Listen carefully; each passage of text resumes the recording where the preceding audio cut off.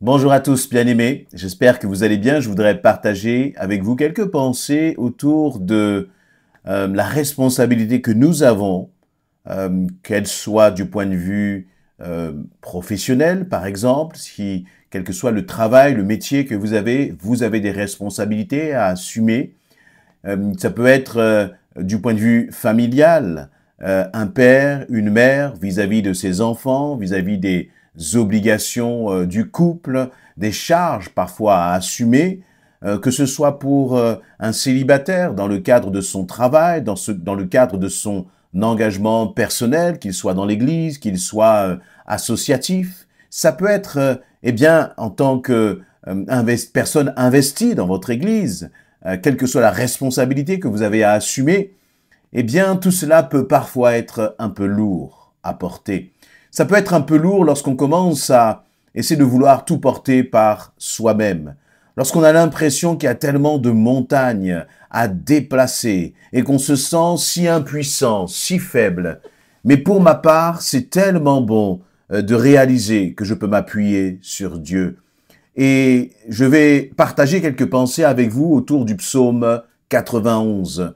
Et ce que je vais vous partager là, ça m'est venu justement lors d'une discussion pour encourager quelqu'un qui passait par un moment très difficile, sans même parfois savoir pourquoi on est angoissé, pourquoi on a mal, pourquoi on souffre. Et puis si on écoute les conseils des uns et des autres, on va nous dire, vas-y, tu peux le faire, sois fort, ne te laisse pas, ne t'apitoie pas sur ton sort. Et tout cela, ce sont de bons conseils. Mais parfois, la réalité, c'est qu'on n'a même pas la force de suivre ces conseils-là.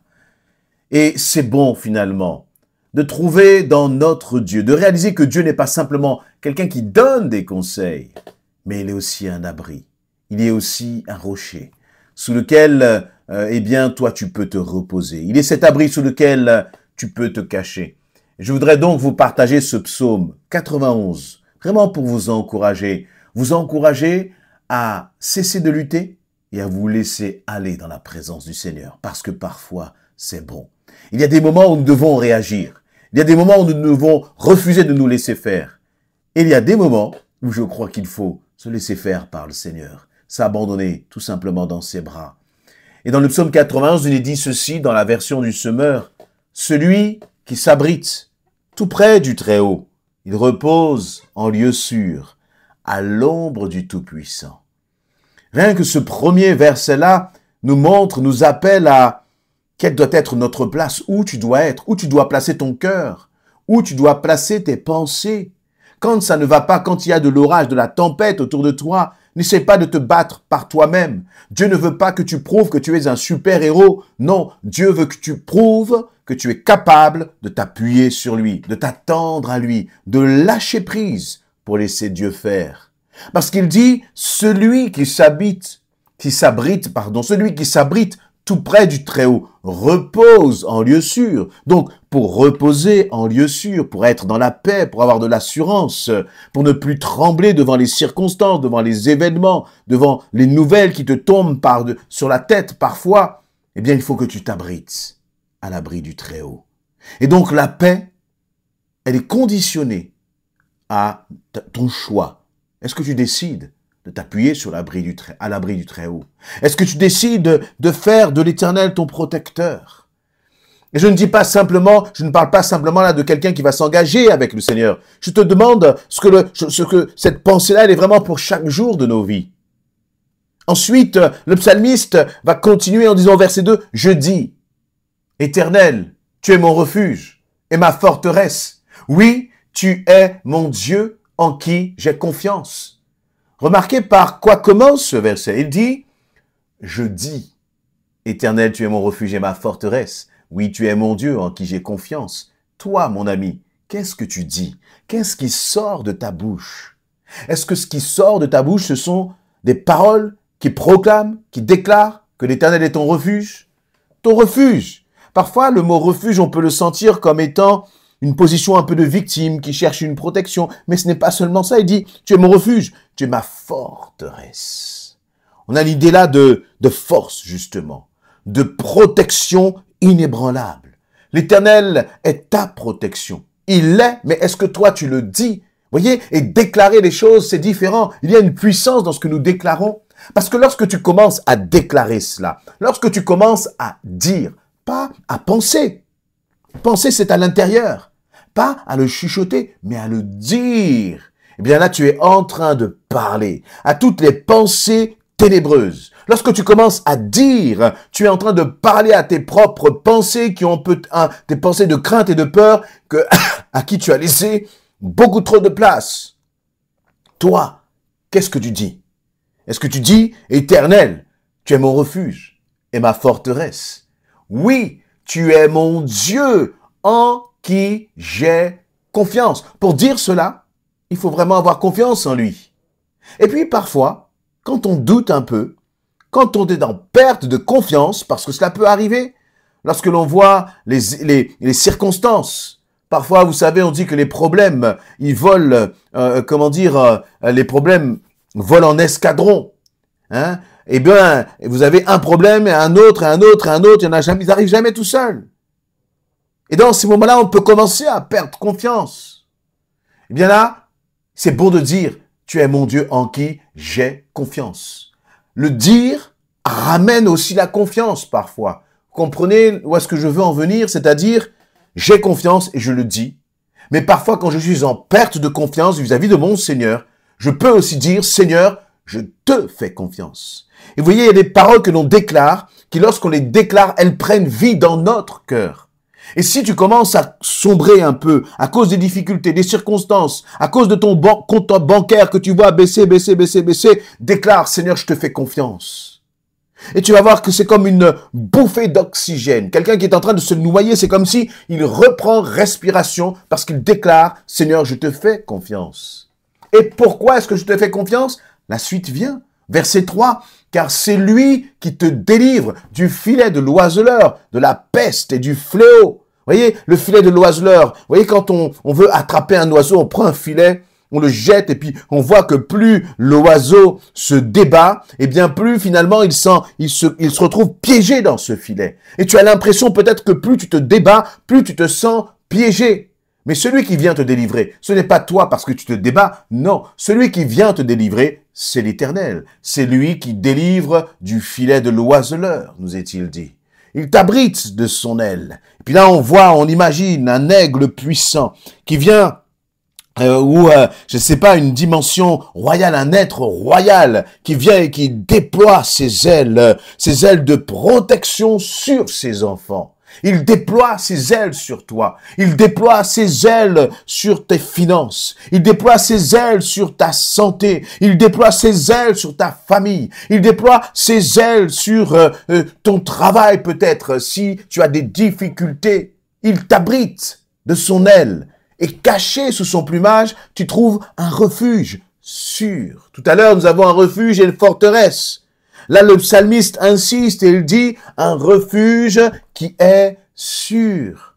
Tu ne peux pas te réfugier dans l'homme. L'homme n'est pas sûr. L'homme n'est pas fiable. Même si l'homme fait ce qu'il peut, ils ne sont pas fiables. Je ne suis pas fiable. Je ne peux pas être fiable à 100%. J'ai mes limites. J'ai mes faiblesses. Mais Dieu, l'Éternel, le Tout-Puissant, lui, il est sûr. Il est sûr. Sa fidélité est un bouclier. Pourquoi avons-nous besoin d'un bouclier? Eh bien, parfois, on a l'impression que les choses ne vont pas, ou les situations ne se règlent pas aussi vite que nous le voudrions. Elles ne changent pas comme nous le voudrions. On voudrait que Dieu agisse de telle façon et par tel chemin et par tel moyen, mais Dieu décide. Mais ce qui est important et ce qui constitue un bouclier pour tes pensées, c'est de considérer la fidélité de Dieu. Et c'est exactement ce que dit le psalmiste. Sa fidélité est un bouclier, c'est-à-dire un bouclier qui va préserver toutes ses promesses. Dieu a dit, alors il agira. Dieu a dit, alors il fera comme il a dit. Ne t'inquiète pas. Pourquoi? Parce que Dieu est fidèle. Dieu est fidèle. Et c'est une armure. Sa fidélité est une armure. C'est une cuirasse pour toi, mon ami. Tu es un père de famille, tu te sens complètement débordé, dépassé par la situation. Tu es une mère de famille, tu ne sais plus comment faire, tu ne sais plus comment gérer à la maison. tu es une épouse, un époux, tu ne sais plus comment tenir ton couple encore debout.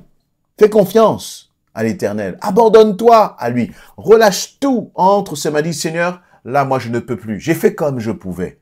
J'ai fait ce que je pouvais. Mais maintenant, je vais faire, Seigneur, ce que je dois faire, c'est-à-dire m'appuyer pleinement sur toi, faire ce que toi, tu me diras, parce que j'ai confiance en toi. Et là, au verset 5, le psalmiste continue en disant, tu n'as plus à craindre, ni terreur la nuit, ni flèche qui vole dans la journée. Oui, c'est tellement difficile parfois que la nuit, tu ne peux pas dormir en paix. Il y a comme des terreurs, des angoisses, des craintes, des peurs. Puis la journée, tu vois les flèches voler, hein, les flèches de difficultés, de problèmes, de mauvaises nouvelles, tu les vois voler tout au long de la journée. Mais de jour comme de nuit, le psalmiste dit, tu n'as plus à craindre. Et Dieu te dit, tu n'as plus à craindre. Ni peste qui rôde dans l'obscurité, ni l'insolation qui frappe le midi. La peste qui rôde dans l'obscurité. Vous voyez, alors une dimension presque là, non seulement de maladie, bien sûr. À cette époque, c'était quelque chose il y avait tous ces maladies, ces épidémies qui se répandaient, comme on a pu le vivre avec la Covid. Hein, on avait cette maladie qui se répandait, mais là c'était la même chose. Mais il y a une autre maladie, les peurs, les craintes, les angoisses, toutes sortes, parfois démoniaques. Tu n'as pas à craindre cela. Tu n'as pas à avoir peur parce que Dieu est avec toi. Et même toi, tu commences à te réjouir et tu dis comme au verset 7, mais qu'un millier tombe à ma gauche, 10 milliers à ma droite, tu ne seras pas atteint parce qu'il y a comme une protection divine. Il y a une protection spéciale sur ta vie. Mais est-ce que tu le crois? Moi, je crois que sur ma vie, que sur ma famille, que sur mon épouse, que sur mes enfants, il y a une protection spéciale. Pourquoi? Parce que je suis enfant de Dieu et je saisis la réalité de la parole de Dieu pour ma vie. Vous voyez, il y a des réalités qui sont des réalités générales. Il y a des réalités qu'il faut saisir pour soi personnellement. Et cela fait toute la différence. Parfois, on va dire, eh bien, par exemple, je ne sais pas, en France, X% des Français pensent que.